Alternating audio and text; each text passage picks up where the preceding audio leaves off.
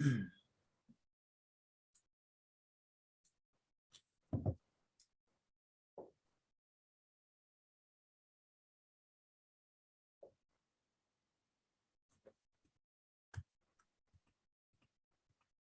everyone. Welcome to our CivEx, Understanding the State Budget. We're going to just take a few moments to get everyone admitted, maybe another minute or so, and then we will start our webinar.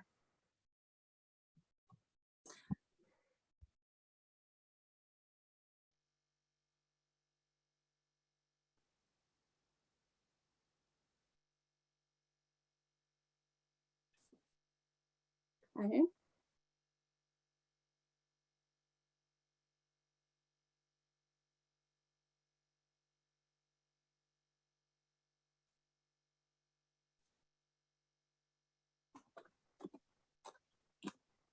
All right. Well, welcome to the Arizona Center for Civic Leadership CivEx series. Every month, our center works with leaders in the community to put together a civic learning opportunity for not only our Flinn-Brown Fellows, but the general public. We choose topics that we believe are relevant and interesting and helpful for folks to understand as they navigate the process of understanding what's happening at our state capitol. We are very fortunate to have two Flinn-Brown Fellows here today who are going to not only provide a contextual understanding of how our state budget is crafted and developed and negotiated, but we're going to get a sneak preview. Well, not a sneak preview, it's out there, but we're going to get from both of them a sense of the big issues that are going to be discussed as part of the budget process in this legislative session. So thank you for joining us. I'd like to welcome two of our most favorite Flinn-Brown Fellows, Fletcher Montzingo, who's the Director of Fiscal Policy at the Arizona State Senate, and Matt Gress, who is the Director of the Governor's Office of Strategic Planning and Budgeting. He is the Budget Director for Governor Ducey. We are really excited to have them here, and we know that you're going to have some questions. So we'd like to ask you to put those questions into the Q&A and not the chat. That way we can make sure that we address all the questions that are put forth. Fletcher and Matt will do a quick presentation, and then the room will be open for questions. Without any further ado, welcome Fletcher and welcome Matt. Thanks, Dawn. So we got this presentation up. I think I'm going to do the first set of slides, just understanding, contextualizing the Arizona state budget and the process, and then Matt's going to talk about the governor's budget, and then I'll mention some of the legislative discussions going on down here, and then as Dawn said, open for questions. So this is kind of the general outlook of what we're going to talk about right now, just with this presentation. What's the budget? How is it developed? What's the current status of the budget, and what's the outlook for the state? So the state budget's about a $50 billion, or the state's about a $50 billion enterprise. We tend to talk about the general fund portion there in the right-hand corner. That's the 25%. There's a couple of reasons we tend to focus on that and talk about that part a lot of the times. One, that's where most of the tax dollars go that we pay, the sales tax, the individual income tax. That's the repository of those monies. The rest of the budget has many other funding sources, federal funds, that's Medicaid and other programs, non-appropriated funds, it's universities, tuition and such. But a lot of what we focus on is the general fund, because of a lot of what happens in the rest of the budget is a function of what we do in the general fund. For example, if we increase or decrease general fund spending in our Medicaid programs, that increases or decreases how much in federal funds we spend. So that's why we spend most of our time on that portion. Just so you know where the money comes from for the general fund, The majority comes from sales and use tax and individual income tax. We do get a good amounts of money too out of the insurance premium tax and the corporate income tax, but our biggest sources of income for the state general fund are those two sources, sales and use, which we call TPT. So if we use we'll use the terms interchangeably. That's transaction privilege tax, and individual income tax. I'm sure everyone knows what that is. In terms of where the money goes, the bulk of state money of the general fund goes towards K-12 education. The kind of the second biggest things, as you can see on here, are access and our economic security. Those are really our Medicaid programs. And then corrections is really the fourth largest agency, but third highest area of the state budget at 11%. But that's where the bulk of the money goes, just so you all know where the general fund is being spent. And just for an outlook of the 10-year budgets, this just compares fiscal year 2012 to fiscal year 2022. It just shows the composition of the general fund budgets for those years. So you can see there's been some changes in a few areas, but there's been a good amount of holding between those years. In developing the state budget, there's two budget offices that really are integral to this process. Matt runs one of them, that's OSBB. That's the executive budget office. They report to the governor and produce the executive budget every year. I am a former OSBBer. I worked there for 4 years, and actually my last year was Matt's first year there. I'm very familiar with their process to the extent it hasn't changed much, but I'm very familiar with that process of how it works. The other side is the Joint Legislative Budget Committee, and this is the legislative budget office. They serve both the houses. They are nonpartisan, so they serve Republicans and Democrats down here, and they do a similar but different job than OSBB. OSBB really puts forward a full governor's budget. JLBC puts more of a starting point out for members to think about, but then there are the legislative resource throughout the session on budgetary issues. The general cycle for OSBB, and really the kind of the state budget development cycle in general, it kicks off at the top really on September 1st. There's stuff that happens before that, but that's when agency budget proposals come in, and that's when the process for building the state budget, or at least for the governor's office, occurs. And so budget submissions come in. The governor's office, they review all the budget requests from agencies. They work on priorities that the administration might have with respect to the budget and where they want to see money. And then come January, they release an executive budget that they present to the legislature. And then the ensuing 4 to 5, sometimes up to 6 months are spent in discussions between the legislature and the governor's office about what the budget will ultimately look like, what's going to go in there, and what will pass. And then the summertime, usually that's the time to kind of take stock of what happened, and then also help prepare for the next year. So just during the summer, it's when the process starts of looking at what the big decisions are going to be for next year and any big changes. The governor's office will often put together something for senior staff up there just to say, hey, here's going to be our starting point for next year. When putting together the budget, you got to start really with the revenues. How much money are you going to have? This is true from the executive side. This is true from the legislative side. It's all driven by how much money is coming in. The forecasting for this is a bit of science and a bit of art. Both offices, both the executive and the legislative office, look at all the metrics you can think of, like personal income growth, job growth, what the stock market's doing, various other metrics that people use in forecasting to come up with a modeled approach to what the state revenues are going to look like. The JLBC uses what we call a 4-sector forecast, so they use a few inputs. And I know OSBB also uses outside people too to help just get a gauge of where their forecast is relative to what other people are thinking. So really, it's all just kind of a benchmarking process. Where does everyone think they're going to be at? Where do we think we're going to be at? The other part that is a building block on the spending side is what mandates are out there for spending. We have mandates under federal law for certain programs. We have the Constitution our Constitution that mandates certain things, and we have statutory mandates that say, next year, if there's more people in X program, the budget has to spend more money on them. The two biggest, I'd say, budget mandate drivers in terms of changes each year are K-12 education and our Medicaid populations at Access and the Department of Economic Security. The K-12 is really, it starts with a formula. If there's more kids next year, there's going to be more money going to K-12. If there's more inflation, there's going to be more money going to K-12. And it's essentially a similar type of situation for Access and DES. If there's more people next year, going to have to be more money that goes to it. And there's outsized inflation, there's going to have to be more money that goes towards it. So those are the two big, those are at least the two big spending drivers, but there's other smaller ones as well. This is just showing some caseload growth in some of our mandated spending areas.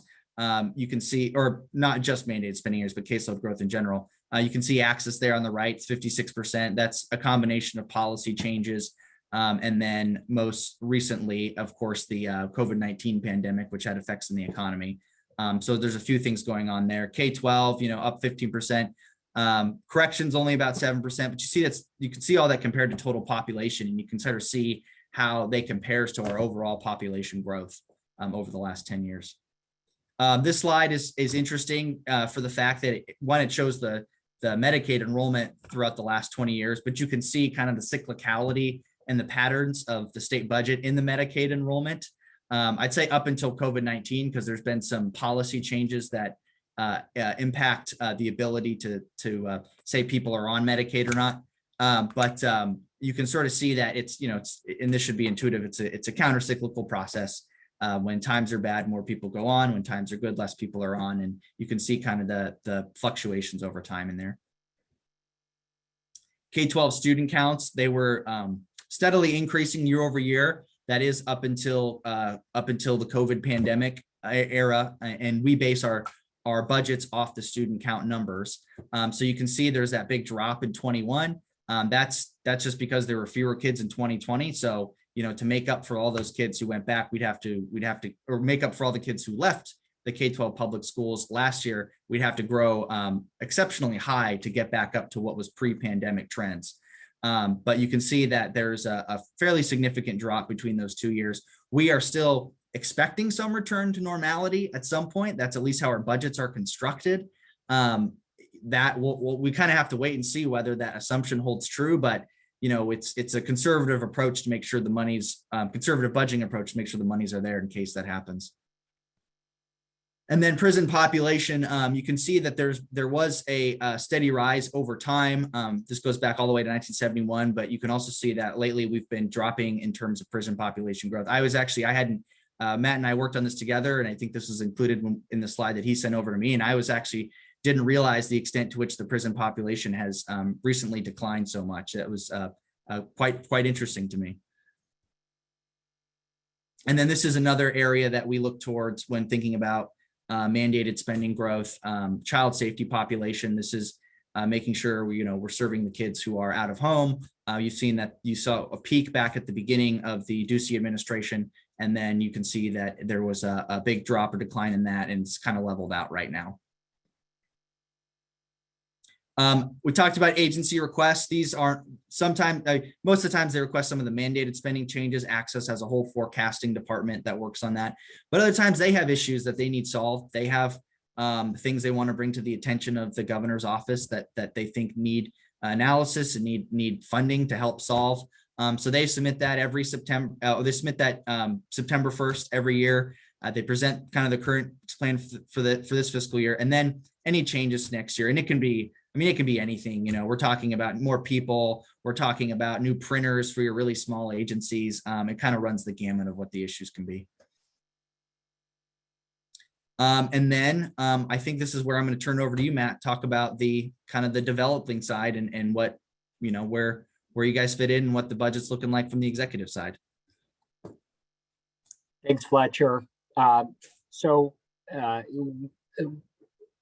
At this point in the stage, after we've considered revenue performance, as well as some of these mandated drivers that we consider, DCS, Department of Child Safety, Department of Education, Corrections, Medicaid, many of these formula-driven programs, then we kind of get into the discretionary conversation. We get hundreds of issues worth hundreds of millions of dollars And our job is, and JLBC, the counterpart, does the same exact thing. We review the business case, and they submit in their budgets on September 1 each year, so-called decision packages, where they provide background on the issue. They describe how they're going to solve it, why this option is the best option, other scenarios contemplated, and what happens if we don't fund a particular issue or not. And so we have to analyze and review. We talk with the agencies, the policy advisors, the governor, lobbyists, legislators. We hear from the public and the regulated communities or the affected communities. But then you have to prioritize. We don't have an infinite amount of money. We have a finite amount of money. And we kind of have to triage what's important to the governor, and what we need to get done now versus what could wait in an upcoming budget cycle. There are inevitable surprises.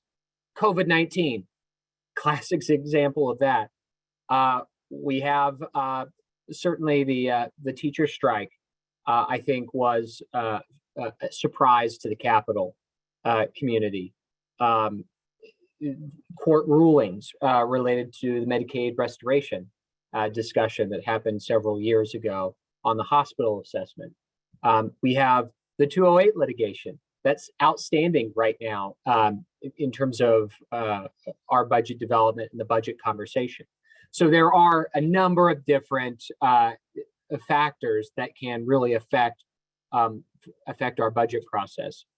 There are global issues that the executive takes on, larger themes about the balanced budget, our reserves, our debt load, the health of our pensions, our IT infrastructure, workforce competitiveness, our tax posture. All of those figure into the executive initiatives.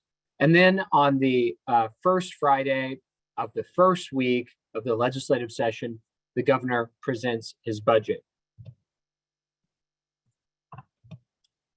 And just some other factors to really inform the conversation. We did want to hit on the unparalleled turmoil in the markets due to the COVID-19 pandemic that have really affected our approach moving forward. You can see a negative swing downward in the second quarter of 2020, followed by a huge positive swing upward. Now, the yellow curve represents the level or the value of the economy in total. And you can see that it's not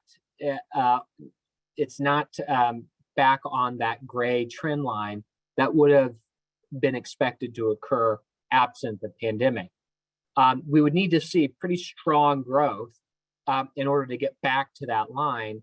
And what we're seeing right now nationally is GDP slowing. The IMF issued a report this week that revised downward growth expectations, not only in the United States, but in countries around the world due to inflation, supply chain disruptions, some concerns about what the Federal Reserve is going to do, revising up their interest rates to try to curb inflation. But does that affect the stock market and the activity that's happening at that macro level? So it doesn't appear that we're going to be getting back to pre-pandemic levels anytime soon as a country. In Arizona, however, we have done really well. We shed fewer jobs in that turmoil Q2 of 2020 than the country as a whole. And in fact, only 7 other states did better than us in terms of retaining jobs amidst the pandemic. And in terms of recovery, we've regained all of the jobs that we lost relative to pre-pandemic levels, at 4th in all the states in the country for our recovery. But there are still risks that we have to address that we're not immune from. Inflation, for instance. Nationally, we saw a 4.7% increase in earnings, and that was more than fully consumed by the ravaging effects of inflation, 7% in the same month of the December reading. In Arizona, it was 9%. So we're seeing more aggressive inflation here in the Valley than what we've seen across the country. Fuel is one of those key drivers of our higher inflation rates. We're second in the country in terms of the cost increases. The Phoenix Metro is paying $5,000 more in this past year for the same goods and services that they consumed last year. More in food, more in gas, more in housing. And that is going to continue to be a challenge for us. Now, inflation is a two-sided sword here. On one end, it is eroding any wage gains that we've seen in recent months for Arizonans. But it also is resulting in more tax revenue flowing in. It's a short-term phenomenon, and we'll have to pay for it on the back end. But right now we see revenues up $1.3 billion, 20% year over year. Part of that's fueled by inflation. Most of it's fueled by that resurgent economic growth. When our job recovery has been quite good. 1 out of 4 Americans are moving to Arizona. So of all the people moving in America, 1 out of 4 pick Arizona. Businesses are relocating here. So there are a number of different factors that are contributing to our forecast gains, but we're doing quite well to date. When you look at the executive compared to JLBC, which is part of the starting point, our revenues are actually below theirs by $1.4 billion in our estimation over a 4-year window. And you can see the delta. We're below JLBC by $525 million in fiscal year 22, for example. Typically, it has been the case that we're rosier than JLBC. JLBC is usually more pessimistic in their revenue forecasting than we are. And there are a couple of other assumptions that we figured into our forecast that JLBC doesn't, because it's more of a policy call. But this shows you kind of the gap between JLBC and the executive. If it's above 0, it means the executive's higher than JLBC. If it's below 0, the executive is lower. You can kind of see that play out over that budget window. And one of the reasons why we do that is because it's better to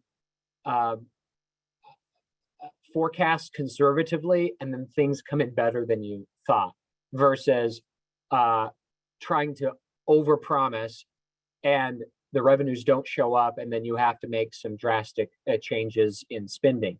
Predictability matters incredibly when it comes to tax and spending policy for all of our stakeholders. This is not just a numbers issue. This is a people issue.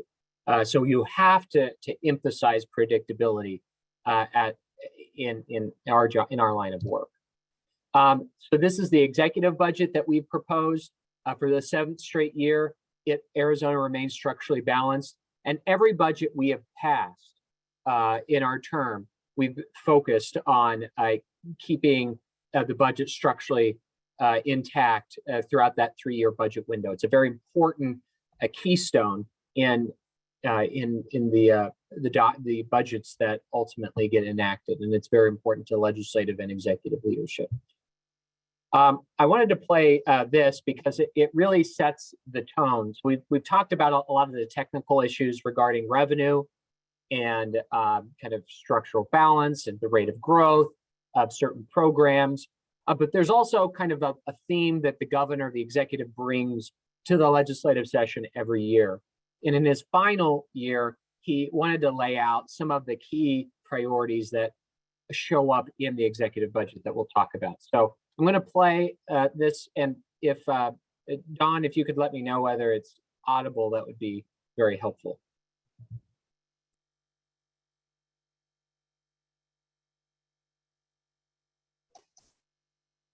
Matt, I think you need to share the audio as well.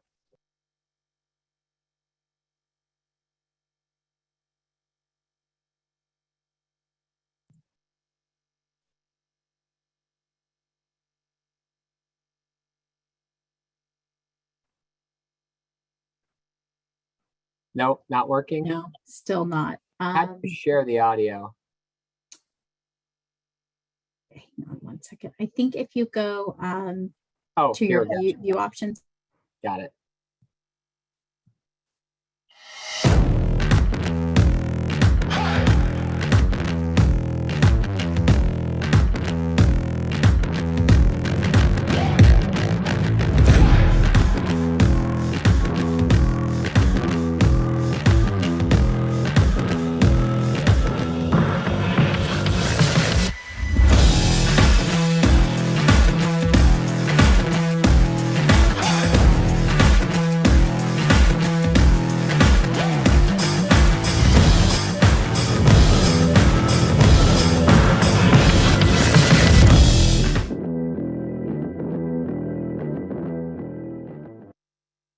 So you can see the theme here is all of these accomplishments and the momentum continues going. I will tell you, this is my 5th budget to help write with the governor. This is the boldest spending plan and one of the most aggressive policy agendas I've seen to date. And there are a variety of reasons. We have a lot of money. We have a lot of state money. We have a lot of federal money. And the governor wants to put those dollars to use to continue propelling Arizona forward. For example, the water augmentation investment, $1 billion over 3 years to help address the water supplies in Arizona. The Colorado River comprises 36% of Arizona's water supplies, and given the deteriorating water levels in Lake Mead, that will result in shortages. It already has. And we need to figure out another way to create a new piece of the pie. There are also water conservation investments that we can make in infrastructure, but you cannot conserve your way out of the situation we find ourselves in. And the water augmentation will help not just secure our water future secure for the next 3 decades. This is the longer term play to sustain Arizona for the foreseeable future. The pension debt payoff, we did $1 billion payoff of public safety pensions for DPS and corrections. This year, we're going back into the public safety space and paying off the rest of the legacy unfunded liabilities for the state. That's a $600 million investment to bring all of our public safety pensions up to 100%, which is huge from a credit ratings and government sustainability perspective. The rainy day fund deposit. When we came into office, we had about $450 million in the rainy day fund. In the 2020 budget, we raised that to $1 billion. This year, we're raising that to $1.425 billion. And the reason why we're doing that is that will bring our rainy day fund balance up to 10% of general fund revenues. You want to calibrate the fund relative to what you're spending so that you can stabilize your budget in the event of an economic downturn. The national median is 10.8%. So we're seeking to be a little bit more consistent with those national indicators. We're putting in $400 million to widen I-10. There is a segment between Phoenix and Casa Grande that is 2 lanes each way. We're adding the 3rd lane north and south, or sorry, east and west for 88% of that unexpanded portion. So that $500 million going in is going to make a huge difference for that critical commerce corridor. And it may, in fact, allow us to leverage federal infrastructure monies to finish the remaining 12%. We're continuing to fund education above and beyond inflation and enrollment growth. But I think what's really important here is that we are spending the most ever on K-12 education. Even if you adjust it for inflation, and everybody references the high water marks of 2000 or 2008, we've blown those levels out of the water. So what has happened in the dialogue is not how much money is being spent, but how we are spending those dollars. Illinois, for instance, spends twice as much per pupil than we do, and yet they perform just as well as we do. Okay, so that's not really good for Illinois, and yet they're spending a lot of money. We're looking more at outcomes and enshrining an outcome results-based perspective into into the education funding formula moving forward. We also look at higher ed as a critical asset in workforce readiness. With the universities and the new economy, we're putting in, and colleges, we're putting in nearly $130 million. The new economy initiative was framed by the universities. ASU wants to focus on expanding their engineering capabilities and enough more seats for engineering here in Arizona. NAU wants to focus on healthcare and health resources. U of A wants to focus on science, technology, space, and health and mining. And our rural community colleges are seeking to address those regional workforce needs: allied health, education, automotive, electrical work, cyber. There are a lot of key areas there that both are going to be and that's what we're funding. K-12 school facilities and renewal. Since we took office, we've spent nearly $1 billion in building renewal grants. We've reformed the program in order to get these grants out to schools faster. The annual budget we have for building renewal is up 5,000% compared to where we found it in 2015. So this is a very, very important issue to keep our schools in good shape. But we're also building new schools. We do forecasts of student enrollment. We know that a number of schools are growing, even though the entire system is depressed right now. A number of schools are growing. So we're in the process of building these new facilities, and we rebased the square footage formula that we use to compensate schools so that they are getting market rate funding. And we're building them 2 years ahead of the student projections showing up on campus versus 2 years after the students have actually shown up on campus, which creates a lot of operational challenges. Health and welfare, we've spent $1.5 billion of state and federal resources responding to the pandemic, testing and contact tracing, local initiatives to get the word out about vaccines, how to stay safe. Another salient issue right now is nursing staff. We have shortages across the country, and we put more money in to help attract contracted staff to Arizona. But we're also engaging in partnerships with the community colleges, universities, and some private partners to build out that nursing pipeline over the next decade. And natural resources from a forest fire perspective. Not only are we providing more money to respond to the increased number of fires and the intensity of these fires, but we're expanding our effort in treating our forests for hazardous vegetation so that we can reduce the number of fires, the intensity of those, and be able to quickly extinguish these fires in the treated areas. And we're partnering with our Department of Corrections, Rehabilitation, Reentry to provide a needed skill set in our forests to inmates who could get employed doing these same exact jobs upon their release. And we think that the value of work can really set our inmates up for a real second chance upon release. So those are some examples of what's in the 2023 budget. And I'm going to kick it back over to Fletcher to tell us about how the legislative process takes the budget from there. Thanks, Matt. So there's kind of two components of it. There's the legislature reacting to what the governor's put in their budget and deciding whether that that item, that expenditure, that new program is something that they all want to pursue. And then there are issues that legislators come up with, either from their districts or issues they're passionate about, issues they've been working on that also feed into this process. So I've talked about the JLBC before. Publishing what's called the baseline book. It's really it's kind of like the setting point of where the legislature is going to begin. The most recent, or the baseline book for this year, is estimating capacity of $1 billion in ongoing resources and $2.1 billion in one-time resources over the next 3 years. Those numbers differ from the governor's numbers currently, as Matt said.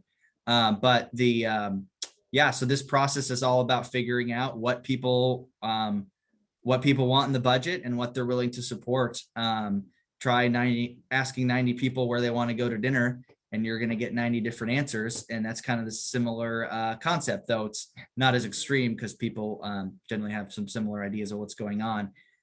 In terms of just some big issues that I'm hearing about down here from the legislature as a whole, there's homelessness and affordable housing. I know there's been an ad hoc committee in the House that's been looking at that, bipartisan ad hoc committee in the House has been looking at what funding could be added to that area and what policy changes could be done to help with addressing the homelessness issue we have in not just in Maricopa County, but across the state, and affordable housing across the state.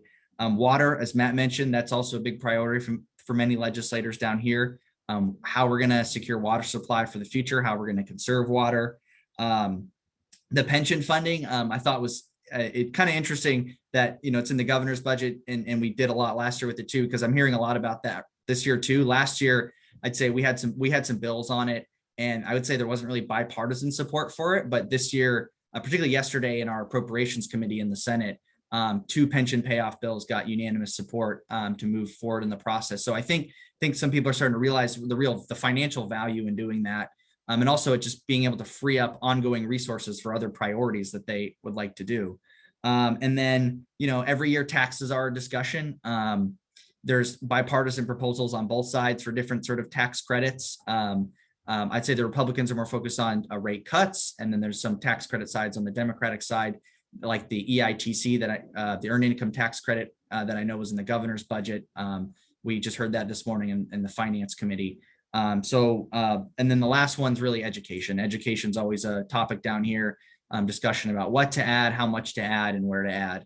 And that's a every year discussion, and typically something gets added there. At least it has in the last 8 years. So really that process is about figuring out what people want to do, what they can support in the governor's budget, what they want, and developing counter proposals to the governor's office. Go to the next one, Matt. Thanks. And really, there's just negotiations that go back and forth. Matt and I sit in rooms for a bit and hash out just questions and what's actually going on and what data supports, this project that they're trying to do. And then I'm not the only one who asks those questions. I'm just one person who asks those questions in this process.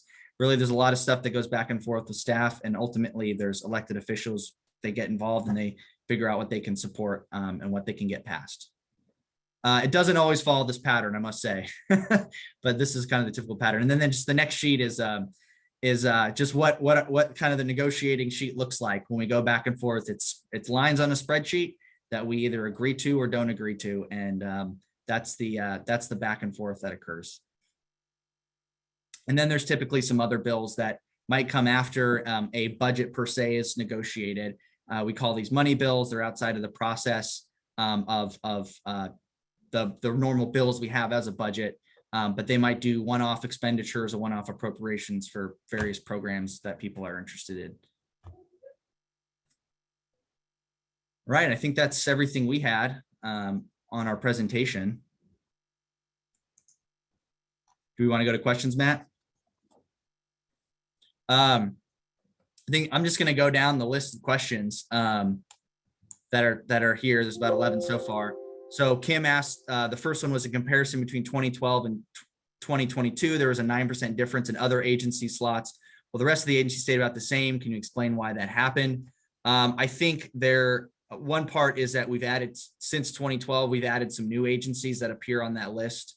But the other thing is that we've just put a lot of the money that's come into some of those large agencies to fund things like education, access in the Medicaid program, DES in the Medicaid program. That's at least my initial thought on that. I haven't gone through and compared every appropriation from there till now, but that's my perspective on it. Do you have any thought, Matt? Well, and it's important to note that this is a pie chart that represents a percentage of whatever that year's spend is. So just because, the share of the budget may remain the same, I mean, we are spending more money. When we came in 2015, we were spending somewhere around $9 billion. We're now proposing to spend $14.25 billion. And I think there's been a big push on emphasizing K-12 education. The other thing that isn't captured in this, however, that's just the general fund. You have a lot of agencies that have other funding sources that Fletcher mentioned earlier, non-appropriated dollars or dollars that are not subject to legislative appropriation, primarily federal funds, and any differing posture in terms of federal funds shows up to help augment program activities. And then there are other funds that we may have created, new fees or resources coming into that that might not have been there otherwise, and so it's not captured in those two pie charts. Those focus exclusively on the general fund, which we have a number of other different funding sources. The next question was, this is in reference, and you might want to go to this slide, Matt. This is in reference to the corrections cases going down. There was a question of our probation cases going down. And I actually don't know the answer to that. Usually the courts come in with some graph to show me every year, but I haven't seen that this year. So I don't know if you have any perspective on that. I think that we are. I think that we are adding. Let me look that up because I know that we're increasing the pay for probation officers. We've typically, over the last several years, increased the number of probation officers available at the county level to keep the 1 to 65 ratio, one probation officer for every 65 probationers. But let me look at that because I think that we've seen that kind of trail off as well. However, I wouldn't look at the incarceration necessarily as an indicator of probation, because usually probation tails in sentences could result in release from prison, but then you still have that commitment to be under state supervision for some amount of time after it. So that's an ongoing area that we're monitoring. And I think there was an initiative Fletcher was involved in that really encourages probation officers. I mean, it's a phenomenal program. It really does help reduce the rate of recidivism. And now they're putting in an incentive program where we can provide even more resources for the successful outcomes of each county's probation program. The next question is about the public safety pension fund investment. It's great, but what about EORP? I can speak to that. EORP has a little bit different financials to it compared to, say, paying off the state PSPRS or court plans. The state is, for the PSPRS and court plans we're in, that benefits the state financially 100%. So the way PSPRS and Corp are set up, this is the correctional officer retirement plan and the public safety retirement plan, is that each employer has its own set of assets and liabilities, and the contribution rate that we pay for it is based on that employer's set of assets and liabilities. So when we pay off liabilities in either corrections or public safety, the state itself saves money. When you pay off an EORP, it's not just the state that saves money. Actually, most of the benefit goes to the counties. There is some state benefit, don't get me wrong, but there's also some county benefit. So I think just the financial argument isn't as strong with respect to paying down EORP, though I think there is an awareness that the plan is only around, it's like below 30% funded, and something will need to be done at some point. I mean, I know there's members here who are actively talking about doing something. I just haven't seen a bill yet this session to deal with it. And then, will the pension debt payoff include municipalities, PSPRS unfunded liabilities, asking for a small rural town? No, it does not, I don't think. Right, Matt, in the proposal? Correct. But, those small towns will get that higher urban shared revenue. So perhaps they can use the economic boom to help finance some of this. But we have, in all seriousness, we have seen a number of different communities issue pension obligation bonds. I think that the attractiveness of that has deteriorated a bit, but this only focuses on state-funded plans, given the segregated nature of each plan in PSPRS. I think these next two are for you, Matt. The first one is, who are winners and losers this year for the budget? And then legislators are already saying the proposed budget has too much out of hand spending. How does the governor's office react to this? Everyone's a winner in the budget. We think this is a really good budget that is going to benefit all facets of state government, whether it's results when it comes to K-12 education. I think parents are a big winner in this budget, whether it's higher education, the new economy and workforce readiness in our hospital system, infrastructure when it comes to transportation, roads and bridges, not only for I-10, but we have the state match advantage program that will allow small cities and towns to access money set aside just for them as they apply for competitive transportation projects. Water, natural resources, health and welfare with kinship families. I think that's going to be a really good success. The EITC, the earned income tax credit for working families, I think that's also wonderful. But we don't think that this has that much of quote unquote out of control spending.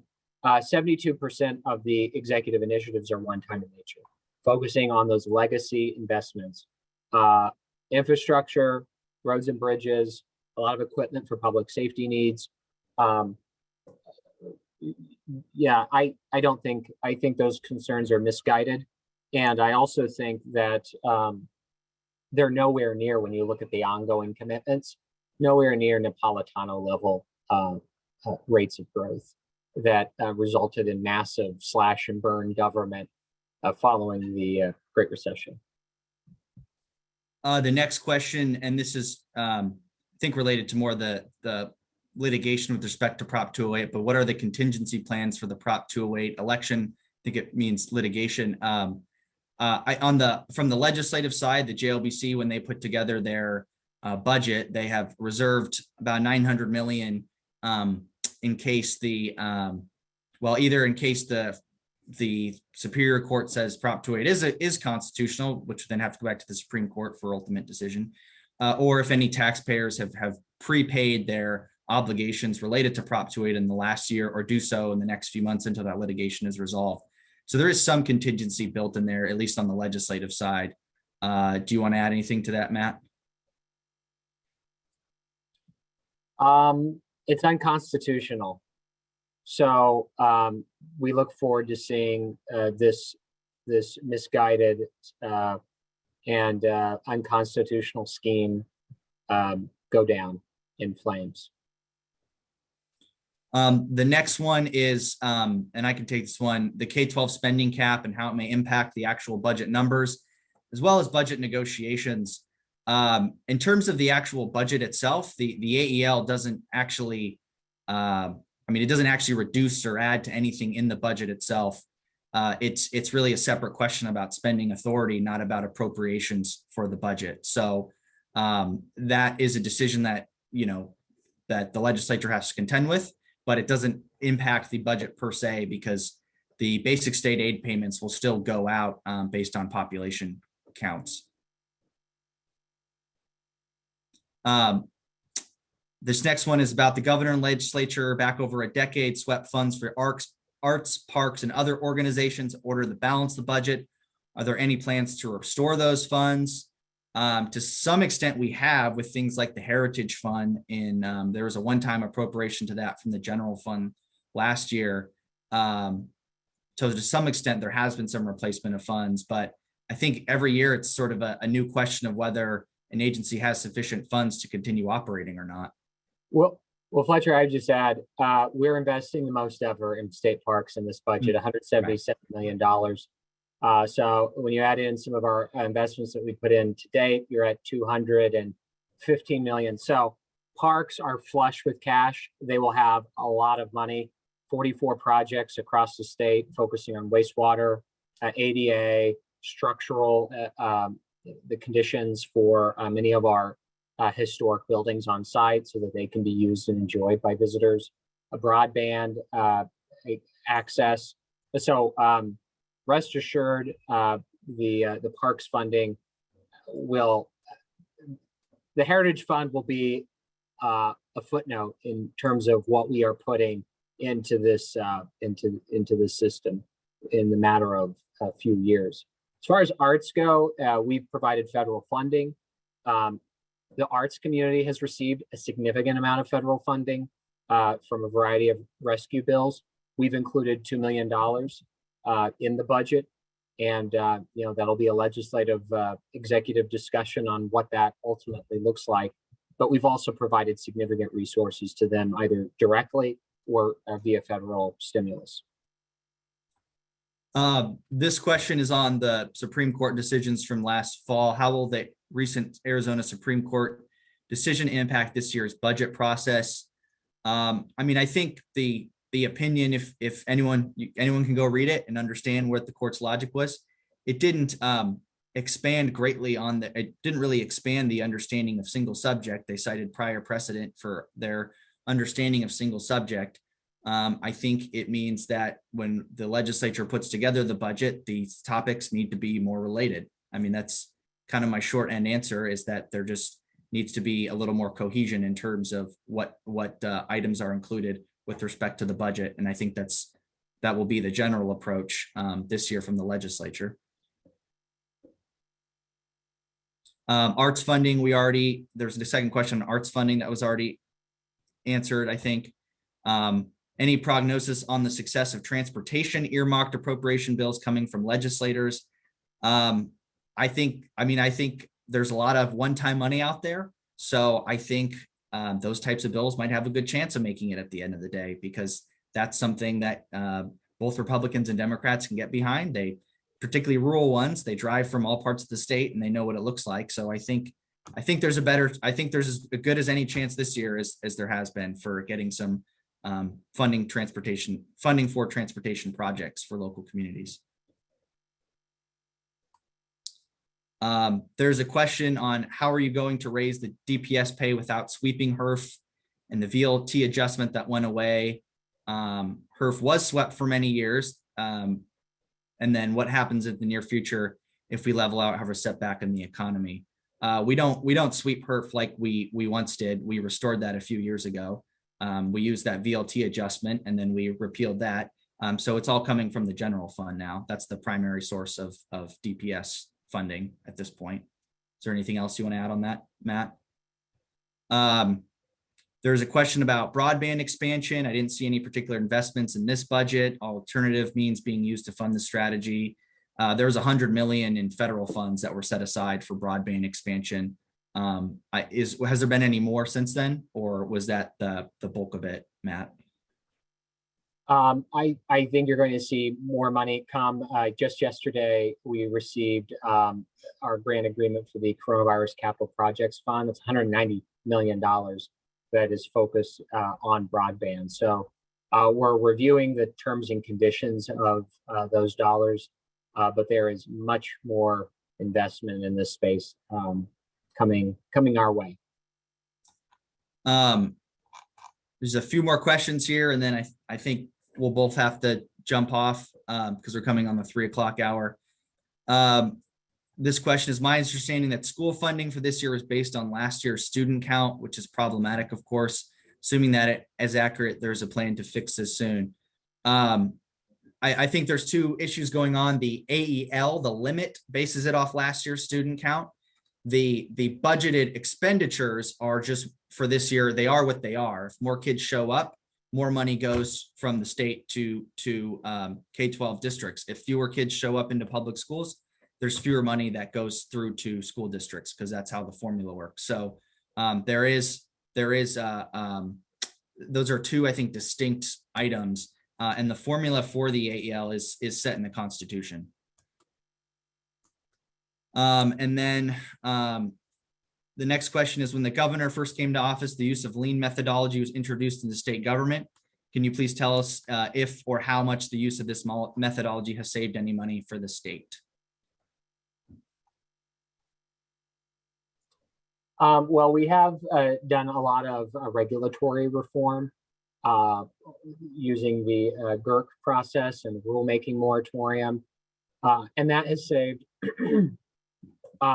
saved private businesses hundreds of millions of dollars that they would otherwise have to obtain or delay their own business planning. From a workforce or enterprise perspective, we have fewer employees today than we did when we took office.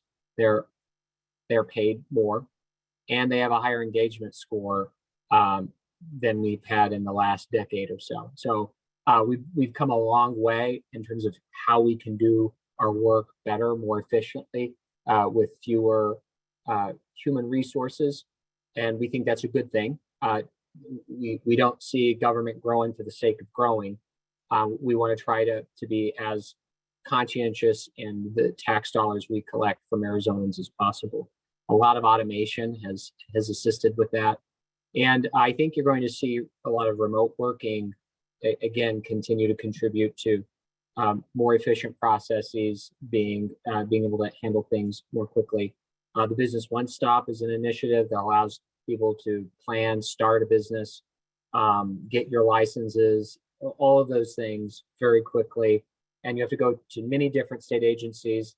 Some of these are constitutional features. If we could change the statute and have one agency allow you to license, we would, but there are some statutory limitations that come along with that. Next question is, any additional investment addressing urban transit inequalities? Most states large metros investing heavily in expanding mass transit or micro mobility infrastructure, but it seems our strategy is to continue status quo on roads and bridges. Any insights? My insight is there is over 300 million in transportation added to the budget last year for funding different projects. There's at least 400 million in this budget for I-10 so far in the governor's budget. I suspect members here will want to add additional funding for more infrastructure projects to my earlier question. So, I think there's an appetite for using one-time dollars for infrastructure. For talking more about things like expanding the gas tax, it's been a conversation for numbers of years, but I just have never seen it materialize down here. The executive would pose an increase in the gas tax, so it would not have the governor's support if we were to be presented with a bill like that. I can tell you that without even thinking twice about it. Okay, so I think for any of the other questions, because I think Matt and I both have to jump off, if we can somehow get these and then maybe respond to them that way. We can. Okay, that would be good, just so no one, for not asking it sooner, no one feels like they didn't get a response. So Don, that would be great if you could follow up with us and we can get back to those people who weren't able to answer. We definitely will. Thank you both for joining us. And I know that this is a very busy time for you. So giving us an hour during the busiest time of the session, we very much appreciate it. So thank you. Thank you. All right.